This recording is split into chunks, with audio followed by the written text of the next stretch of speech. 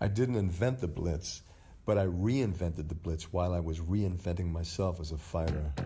And in doing that, it made an irreversible impact on the sport.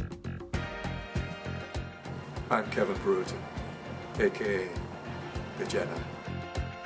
Undefeated 5 times world sport karate champion and author of the popular book The Warrior Within, Kevin Brewerton is here to explain to us the fundamentals of fighting.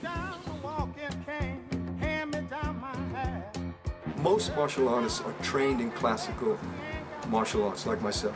But when it came to freestyle, then it broke off. It went from classical to jazz music. So there was all this interpretation and movement that could happen. And things got very exciting. And the fighting opened up. The ability to create, set new levels and new standards. This is when freestyle karate was at its hottest. Martial Arts Illustrated, which is one of the biggest martial arts magazines in the world and it's still going today, started a series of events called Clash of the Titans. And Alfie Lewis and myself were the 2 major competitors on the circuit at the time. We'd fought 10 times. When we fought each other, it was 100% every time. Blood, sweat, and tears. You never know what your opponent's doing. So you have to just make sure you prepare yourself.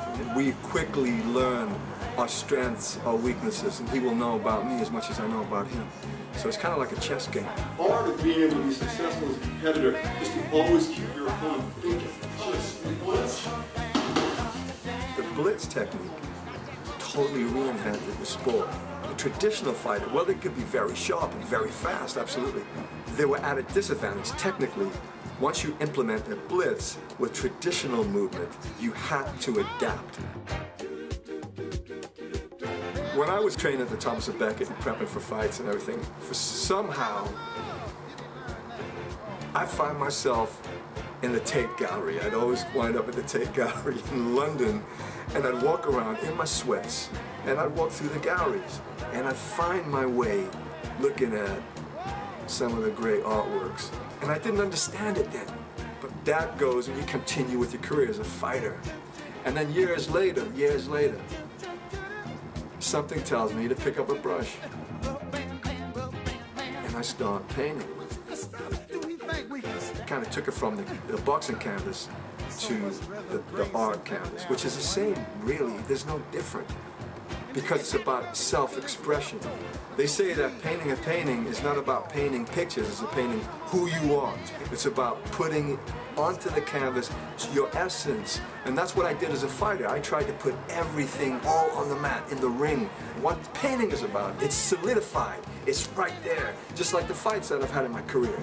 You see them, it's works of art that are captured on video right there, that people can go back to, and they can see that man was a champion. He's a fighter. He's a warrior.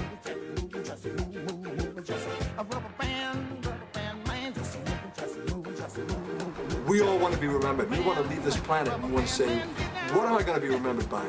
And have something that will be my legacy.